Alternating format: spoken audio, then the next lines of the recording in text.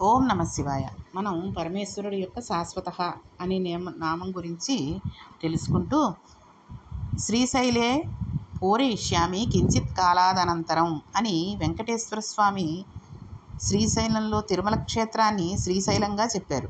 కరచరణాదులతో కూడిన ఏ మూర్తి అయినా, అమ్మవారైనా, సుబ్రహ్మణ్యుడైనా, వినాయకుడైనా, పరమశివుడే అయినా సాకారంగా నిలబడితే ఆది అంతం తెలుస్తాయి కదండి. తల మొదలు కాలు దాకా తెలుస్తాయి. కానీ అలా శివలింగానికి చెప్పలేం. మన కోసం ఆగిందే తప్ప ఉపాసనా క్రమంలో లింగం పెరిగిపోయిందే అవుతుంది. వెంకటాచలం వద్ద కపిలలింగం ఉంది. అది ఎక్కడిదండి? మనం దర్శనం చేసే కపిలేశ్వర స్వామి పాతాళ లోకంలోని శివలింగం. కపిల మహర్షి ఆయనను పూజించారు. మహర్షి పాతాళం నుండి ఒకసారి భూమండలానికి శేషశైలం వద్దకు వచ్చారు. ఆయన వెనక శివలింగం పెరిగి వచ్చింది. పాతాళంలో ఉన్న భోగవతి ఆయనతో పాటు పైకి వచ్చి కపిల తీర్థంలో పుష్కరిణిగా వచ్చి నిలబడింది. కపిల మహర్షి ఆగినా శివలింగం ఆగక పెరిగిపోతున్నది అంటే దానికి ఆది అంతం లేవు. అలా పెరిగిపోతుంటే దానికి మాంసనేత్రంతో పూజ చేయడానికి, అభిషేకం చేయడానికి కుదరదు. అనుగ్రహాన్ని ఈశ్వరుడు ఇంకొక రూపంలో ఇస్తాడు. కామధేనువు వచ్చి కాలిగిట్ట పెట్టి ఆయన మీద పెట్టి మావర్ధస్య అంటే ఇంక పెరగవద్దు అంది. కపిల మహర్షి చేత కృతయుగంలో పాతాళలోకంలో పూజించబడి తదనంతరం పైకి వచ్చి కామధేనువు చేత పెరగవద్దని ప్రార్థన చేయబడినవాడు కనుక ఆయనకి కపిలేశ్వరుడు అని పేరు. తిరుపతి వెళ్ళిన వాళ్ళందరూ చూసే ఉంటారు కపిలేశ్వర లింగాన్ని, కపిలలింగాన్ని. ఈ బ్రహ్మాండంలోని సర్వతీర్థాలు కార్తీక మాసంలో పౌర్ణమి తిథి నాడు మధ్యాహ్న సమయంలో మధ్యాహ్నే దశనాడికాహ అంటే 10 నిమిషాలు బ్రహ్మాండంలోని అన్ని నదులు కపిలతీర్థాన్ని ఆవహిస్తాయి. ఆ సమయంలో సమస్త తీర్థాలలో స్నానం చేసిన ఫలితం ఇవ్వడానికి ఈశ్వరుడు భక్తవత్సలుడై ఇచ్చిన అవకాశం. శివలింగం చెనకబడటం అన్న ప్రశ్న లేదు. ఆయనకు శత్రువు అన్నవాడు లేడు. ఆయన తమకు శత్రువు అన్నవారు ఉన్నారు. చాలామంది చూడండి ఈశ్వరుడు శత్రువు అంటూ ఉంటారు. అలాగే చూడండి హిరణ్యకశిపుడు కూడా ఏమన్నాడు, హరి అన్న నామం మనకు ఆయన శత్రువు మనకి అంటూ ఉంటాడు. దృషద్విచిత్ర తల్పయోర్ భుజంగమౌక్తికస్రజో అన్నట్లుగా ఆయనకి హంసతూలికా తల్పలమైన గడ్డిపరిచిన సై అయినా ఒకటే, అన్నీ ఆయనకు సమానమే.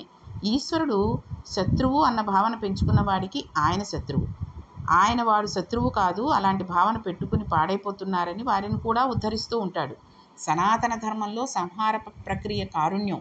ఈశ్వరుడు గుణాతీతుడు.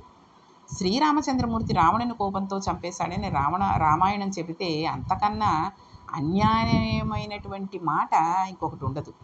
ధర్మం కోసం చంపానని సీతమ్మకి ఆయనే కబురు చేశాడు. ఆయనకెప్పుడూ ధర్మమే కావాలి. మనం ధర్మంగా ఉన్నామా అని మాత్రమే అడుగుతాడు ఆయన. ఈశ్వరుని పట్ల శత్రుత్వాన్ని పెంచుకోవడం అంటే వేదం మీద, ధర్మం మీద శత్రుత్వాన్ని పెంచుకోవడం. ధర్మాన్ని పాడు చేస్తుంటే ఆయన వాడిని చంపేస్తూ ఉంటాడు. ఎవరైతే ధర్మాన్ని పాడు చేస్తూ ఉంటారో, వేదాన్ని వ్యతిరేకంగా చెప్తూ ఉంటారో వాళ్ళని చంపేస్తూ ఉంటాడు. మన ఒంట్లో పుట్టిన పుండును డాక్టర్ కోసి తీసేసినట్లు ఆయుధం అన్నది సంహార ప్రక్రియ కాదు. ఆయన సృజించి ఎలా కావాలంటే అలా దాన్ని పట్టుకుని చంపేయగలడు. హనుమ రామాయణంలో ఒక మాట అంటారు కదండి, అర్థయిత్వా పురీం లంకాం అభివాద్య చ మైథిలీం సమృద్ధార్థో గమిష్యామి మిషతం సర్వరక్షసాం. నాకు ఆయుధాలు అక్కర్లేదు, నేను రాళ్లతో కొట్టి పాదాలతో, చేతులతో, మోకాళ్ళతో, మోచేతులతో పొడిచి అరచేతులతో మర్దించి చంపేస్తాను అని. అలాగే ఆయుధం పట్టకుండానే చంపేస్తాడు. హతైర్నాగ్రైశ్చ తురగై భగ్నాక్షైశ్చ మహారథైః హతైశ్చ రాక్షసైర్భూమి రుద్ధమార్గ సమంతతః. నెత్తుటేర్లు పారేటట్లుగా చంపేశారు. ఈశ్వరుడు సంహార ప్రక్రియ కొరికే ఆయుధాలు పట్టుకున్నవాడు కాదండి. ఈశ్వరుడు ఎందుకు ఆయుధాలు పట్టుకున్నాడో అవగాహన ఉండాలి. తత్వ పరిశీలన జీవితాన్ని, జన్మ ప్రయోజనాన్ని పండిస్తుంది. అనుశాసనిక పర్వతంలో పార్వతీదేవి పరమేశ్వరుని ఈ ప్రశ్న అడిగింది అని అనుకున్నాం కదా. లోకానికి తెలియవలసిన విషయాన్ని పార్వతీదేవి శంకరుని అడుగుతుంది. ఏదైనా ముందుగా భార్యకి చెప్పాలి. ఆ ధర్మం ప్రకారం పరమశివుడు ఆమెకే ముందుగా చెప్తాడు. ఈ మాట కలియుగంలో చాలామందికి వర్తిస్తూ ఉంటుంది. ఏ మాట అయినా భార్యకు చెప్తే ఏమంటుందో, నాకు ఇప్పుడు ఏవో ఒక 4 లక్షలు వచ్చేటట్టుగా ఉన్నాయి అని చెప్తే నాకు ఇమ్మని అడుగుతుందేమో అని దాచేసుకుని వచ్చిన డబ్బులు చెప్పకుండా ఎక్కడికి వెడుతున్నాడో చెప్పకుండా, ఏం పని చేస్తున్నాడో చెప్పకుండా, భార్యకు తెలియకుండా తిరిగేటటువంటి వాడు భర్త. అటువంటి భర్త ధర్మాన్ని పట్టుకున్నవాడు కాదు, భార్యను మానసికంగా మనసులో కూడా ప్రేమించినవాడు కాడు. అసలు భర్త అనే మాటకి అర్థం లేనివాడే అని తెలుసుకోవాలి. అలాగే భార్య కూడా అంతే. భర్తకు తెలియకుండా ఏదో, చిన్న ఉదాహరణగా చెప్పాలంటే, బయటికి వెళ్ళి ఏదో కొనుక్కుని తీసుకొచ్చేసి, ఏదో అనుకోవడానికి ఎందుకు, ఆడవాళ్ళకి ఇష్టమైన ఒక చీరో నగో కొనుక్కుని వచ్చి, ఏదో నా పుట్టింటి వాళ్ళు ఇచ్చిన డబ్బుతో తెచ్చుకున్నాను కాబట్టి భర్తకు చెప్పక్కర్లేదు అనుకునేవాళ్ళు కూడా ధర్మాన్ని తప్పిన వాళ్ళే. ఒక భార్యగా, ఒక భర్తగా వాళ్ళు ధర్మంగా ప్రవర్తించేవాళ్ళు కాదు. కాబట్టి పరమేశ్వరుడు ఇక్కడ మనకందరికీ ఏం విషయం చెప్తున్నారండి, ఏదైనా సరే మొట్టమొదటిగా భార్యకి చెప్పాలి. భార్యకి చెప్పడం, ఆ ధర్మం ప్రకారం పరమశివుడు ఆమెకే ముందు చెబుతున్నప్పుడు మానవ మాత్రలో మనం ఎంతండి. కాబట్టి ఏ విషయానైనా భర్త భార్యకి, భార్యకి భర్త తప్పకుండా చెప్పుకు తీరాలి. ఆమె జీవులందరినీ ఉద్ధరించే కారుణ్యమూర్తి కనుక ఆమె ఎరుపు రంగు బిడ్డల పట్ల ఉన్న ప్రేమ, ఆమె ప్రేమే అందం. అందువలన శంకర భగవత్పాదులు సౌందర్యలహరిలో అన్నారు, సౌందర్యం అంటే అందం కాదు, అమ్మ భావనే అందం అని. అమ్మ భావనే అందం అంటే అమ్మతనం ఎంత అందంగా ఉంటుందండి, అసలు చాలా అందంగా ఉంటుంది. కాబట్టి అమ్మతనాన్ని ఎంతో అందంగా ఊహించుకునేటటువంటి అందం, ఇంకా ఈ సౌందర్యం ఇంకెక్కడా దొరకదు. ఆ బ్రహ్మకీట జనని అయిన ఆమె అమ్మతనంతో ఎంతో అందంగా ఉంటుంది. పార్వతీదేవి అందాన్ని చూడవలసింది ఒక్క శివుడు మాత్రమే కదండి. కామేశ జ్ఞాత సౌభాగ్య మార్ధవోర్దు దయానిత. ఒక్క కామేశ్వరుడే ఆమె ఒంటి కాంతిని, సౌందర్యాన్ని, సోయగాల్ని చూసి మురిసిపోతాడు. ఆయనకు శివకామ సుందరి ఆవిడ, మనకు జగజ్జనని అఖిలాండేశ్వరి. అమ్మ అందం నిలబడగలిగితే సౌందర్యలహరి, నాన్నగారుగా శివుడు అందం. అప్పుడు ఆయన చేతిలో ఆయుధం మనకెందుకు పనికొస్తుంది? శివుని ఆయుధాల వలన భక్తులకు కూడా ఏదో ఉపకారం ఉంటుంది. దానివలన బాహ్యంలో 2 ప్రయోజనాలు ఉంటాయి. శత్రువుని నిరోధించడం, తనను రక్షించుకోవడం, అంతే కదండి. అసలు ఆయుధం చేతిలో పట్టుకుంటే ఎదురుగుండా ఉన్న శత్రువుని నిరోధించడం, లేదా తనను తాను రక్షించుకోవడానికి. ఈశ్వరుని చేతిలో ఆయుధం ఆయన పట్ల శత్రుత్వాన్ని పెంచుకున్న వారిని నిర్జించడానికి, భక్తి పెంచుకున్న వారి భక్తి ఉద్దీపింప చేయడానికి పనికొస్తుంది. ఆయన పార్వతీదేవితోటి లోకమంతా శీతోష్ణ సంఘాతం అంటాడు. ఈ ప్రపంచమంతా వేడి చల్లదనం రెండిటి కలయిక. ఈ రెండూ కలిసి ఉండకపోతే ప్రపంచం లేదు. ఉదాహరణకి పగలు రాత్రి, ఈ రెండు వేడిమి చల్లదనానికి గుర్తు. అలా ఉండేటట్లుగా ఈశ్వరుడు ఎందుకు చేశాడు? సూర్యోదయ సూర్యాస్తమయాలు అంటే ఆయన కాదు కదిలేవాడు. ఆయన ఎదురుగా భూమి వస్తే వెలుగు సూర్యోదయం, చాటుకు పెడితే చీకటి సూర్యాస్తమయం. లోకం నిలబెట్టేటట్లుగా భూమిని తిప్పేవాడు పరమాత్మ. ఇలా నడపడంలో చల్లదనాన్ని విష్ణు స్వరూపంగా భరిస్తుంటున్నానని పార్వతీదేవితో చెప్పాడు. వేడిగా ఉన్న వాటిని శివస్వరూపంగా పట్టుకుంటాను. అలా పట్టుకున్న ఆయుధాల చేత భక్తులను రక్షణ చేస్తూ భక్తిని ఉద్దీపింపచేస్తూ ఉంటాను. ఆయనే విష్ణువు, ఆయనే శివుడు కదండి. సంధ్యావందనం చేస్తూ శివస్య హృదయం విష్ణోర్విష్ణోచ్చ హృదయం శివ అన్నట్లుగా శివుని హృదయం విష్ణువు, విష్ణువు హృదయం శివుడు. శివకేశవుల మధ్య భేదం జీవితంలో ఎన్నటికీ మనలో కలగకుండుగాక అని మనం పరమేశ్వరుణ్ణి ప్రార్థించాలి. శివుడి చేతిలో ఉండే ఆయుధాలు వేడికి సంబంధించినవి. పైకి చూడడానికి మహాప్రళయకాలంలో అన్నీ తనలోకి తీసుకోవాలి కనుక కించిత్ రౌద్రంగా కనబడతాయి. శంఖానికి పూజ ఉన్నట్లుగా త్రిశూలానికి పూజ ఉండదు. తులసిమాలకు ఉన్న పూజనీయత గండ్రగొడ్డలకు ఉండదు. అవి మనం పట్టుకోలేమని అనిపించేటట్టుగా ఉంటాయి. ఇంట్లో పెట్టుకునేటట్లుగానూ ఉండవు. కానీ తత్వవిచారణ చేస్తే అవి మనకెందుకు ఉద్ధరిస్తాయో అర్థమవుతుంది. శివాష్టోత్తర శతనామంలో మొదట చెప్పిన ఆయుధాలలో మొదటగా చెప్పిన నామం ఆయన పట్టుకున్నటువంటి త్రిశూలం. 3 కొనలతో ఒకటిగా ఆధారంగా ఉంటుంది కనుక త్రిశూలం అని పేరు. ఆయన మధ్యలో ఉన్న కర్ర వంటి దాన్ని పట్టుకుంటాడు. మధ్యలో కొన కొంచెం పైకి ఉంటుంది. అటు ఇటు ఉండే కొనలు చిన్నవిగా ఉంటాయి. 3 కొనలకు ఆధారం ఒకటే. శివుడి చేతిలో ఉంటే ఒకటి, పైకి వచ్చి చూస్తే 3గా ఉన్న త్రిశూలం భక్తులకు ఎలా పనికి వస్తుంది? ఆయుధం పనికి రావడం ఏమిటని అనుకోకూడదండి. అర్థం తెలుసుకుందాం. కామం మంచిదా అంటే కాదంటాం. ఈశ్వరుని పొందాలన్న కామం ఉండాలా అని అడిగితే తప్పకుండా ఉండాలి అంటాం కదండి. అప్పుడు కామం దోషం కాదు. కోపం ఉండాలని కోరుకుంటున్నారా అంటే వద్దండి, కోపం వద్దంటాం. కానీ కోపం మీద కోపం, ఈ కోపం పోదా అనేటటువంటి కోపం, ఏమిటి ఈ దిక్కుమాలిన కోపం అని అనుకుంటే అది మంచి కోపం. అర్థమైంది అనుకుంటాను మీ అందరికీ కూడా. ఇప్పుడు కోరిక, కామం అంటే కోరిక. కోరిక మంచిదా, కామం మంచిదా అంటే అబ్బే కాదండి, చిచి మంచిది కాదండి అంటాం. కానీ పరమేశ్వరుని పొందాలనే కోరిక ఉంటే అబ్బో చాలా మంచి కామం అండి, ఇది చాలా మంచి కోరిక అండి అంటాం. అలాగే కోపం ఉండాలి అని అనుకుంటున్నారా అంటే అబ్బాబ్బే కోపం ఉండకూడదండి బాబు, ఎప్పుడూ కోపం లేకుండా ప్రశాంతంగా నవ్వుతూ ఉండాలని అనుకుంటాం. కానీ బచ్చి ఈ దిక్కుమాలిన కోపం మనకి ఎందుకు వస్తుంది? కోపం పోయేటటువంటి మార్గం ఏం లేదా? నాకు కోపం వస్తుందంటే కోపం వచ్చేస్తుందండి బాబు అనుకుంటే ఆ కోపం మంచిదవుతుంది కదండి. అమ్మవారి చేతిలో పాసం మనల్ని భక్తితో కడుతుంది. భక్తి ఇచ్చి తన పాదాల వద్దకు లాక్కుంటుంది. భక్తులైన వారికి ఆయుధం ఎలా ఉపయోగపడాలో అలా ఉపయోగపడటం దాని లక్షణం. శివుని చేతిలో త్రిశూలం, త్రైగుణ్యం శూలమేతస్య, 3 గుణాలు, 3గా ఉన్నవన్నీ 3 కాదు ఒక్కటే అని చెప్పడానికి, ఇలా కనబడేటట్టుగా చేయడానికి చేసేది శివమాయ. శివానుగ్రహం కలిగి మాయపోతుంది. త్రిశూలం 3గా కనబడుతోంది. 3 కొనలు కనబడుతున్నా శివుడి చేతిలో పట్టుకున్నది ఒకటే. సృష్టి స్థితి లయ తానే చేయగలడు. సృష్టించి ఉంచి కలిపేస్తే దాన్ని సృష్టి స్థితి లయలు అంటారు. 3 ఎప్పుడు కనబడుతూనే ఉంటాయి. పదార్థాన్ని తయారు చేయడం సృష్టి, దాన్ని కొంతకాలం ఉంచడం స్థితి, కలిపేయడం లయ. పుట్టింది తెలుస్తూ ఉంటుంది, దానికి చచ్చిపోయే తేదీ ఉంటుంది కాబట్టి అది వెళ్ళిపోతుంది. మధ్యలో ఉన్నది స్థితి. ఈ 3 ఎప్పుడూ పైకి కనబడుతూ శివమాయ ఉన్నన్ని రోజులు తిరుగుతూ ఉంటాయి. జీవుడు పుట్టి పెరిగి చస్తూ ఉంటాడు. ఎంతకాలం? శివానుగ్రహం కలిగేంత వరకు ఈ 3 ఎప్పుడూ జరుగుతూనే ఉంటాయి. పుట్టి చస్తూ తిరుగుతూనే ఉంటుంటాడు. పునరపి జననం పునరపి మరణం పునరపు జనని జఠరే శయనం ఇహ సంసారే బహుదుస్తారే కృపయాపారే పాహిమురారే అన్నారు. లోపలున్న జీవుడు ఎన్నో కోట్ల జన్మల తర్వాత ఈ శరీరంలోకి వచ్చాడు.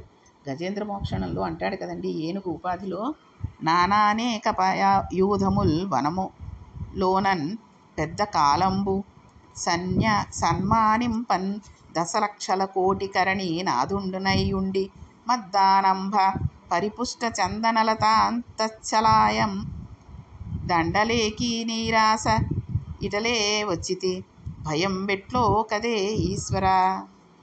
ఆ ఏనుగుకి 10 లక్షల కోట్ల మంది భార్యలు అంటే చూడండి ఎంతమందో. ఆయనకి ఆ భార్యల పేర్లే అక్కర్లేదు, అసలు వాళ్ళు గుర్తుంటారటండి.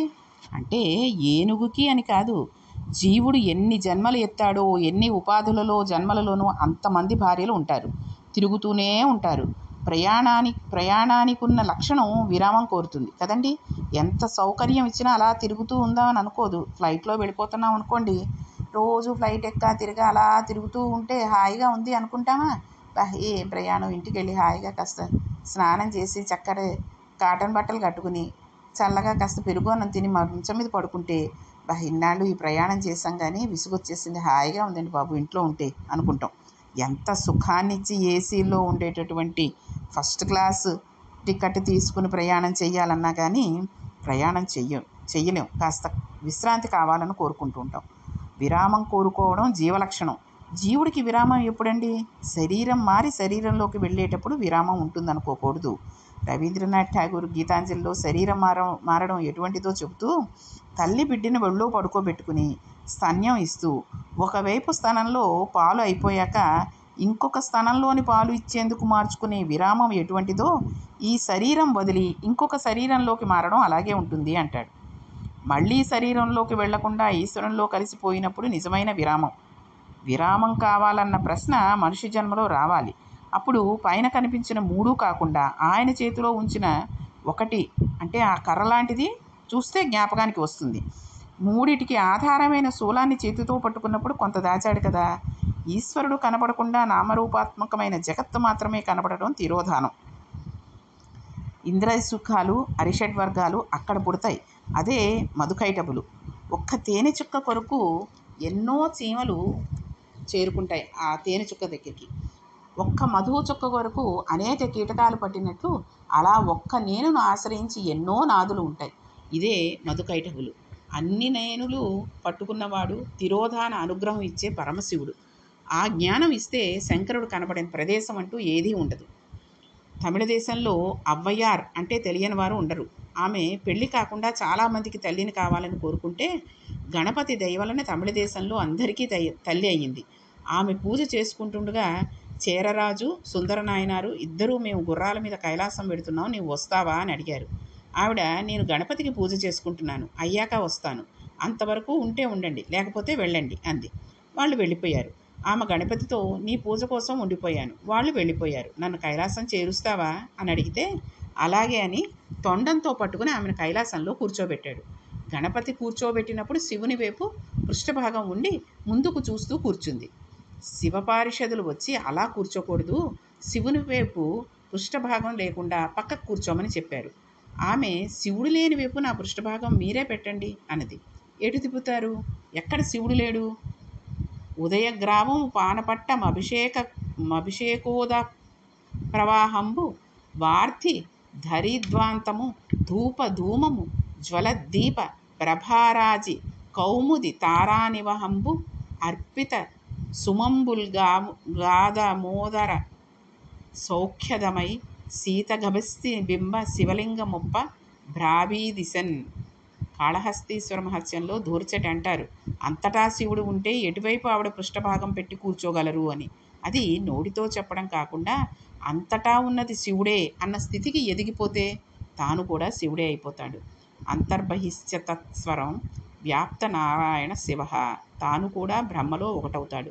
శంకరాచార్యులు వారు శివానంద లహరిలో అంటారండి, ఈశ్వరా, నది ప్రవహించినంతసేపు తీయగా ఉండి కదిలి చివరకు వెళ్ళి ఉప్పగా ఉన్న సముద్రంలో కలిసిపోయాక విడిగా తీపి నీరు కనబడనట్లు, తీగగా చెట్టుకు అల్లుకున్న తీగ చెట్టు వేరుగా కనబడనట్లు, భార్యాభర్త మనసులు ఒకటైనా వేరుగా కనబడనట్లు, శివభావన చేత అంతటా శివుని చూస్తూ చివరకు తాను శివుడై శివునిలో కలిసిపోవడమే అనుగ్రహం. అప్పుడు మళ్ళీ పుట్టక ఉండదు. ఇది ఇవ్వగలనని చెప్పడానికి త్రిశూలం పట్టుకోవడం అంటారు. కాబట్టి జీవులందరూ మాయలో తిరిగే 3 గుణాలను సృష్టిస్తాడు. వాటికి సత్వరజ తమో గుణాలు అని పేరు.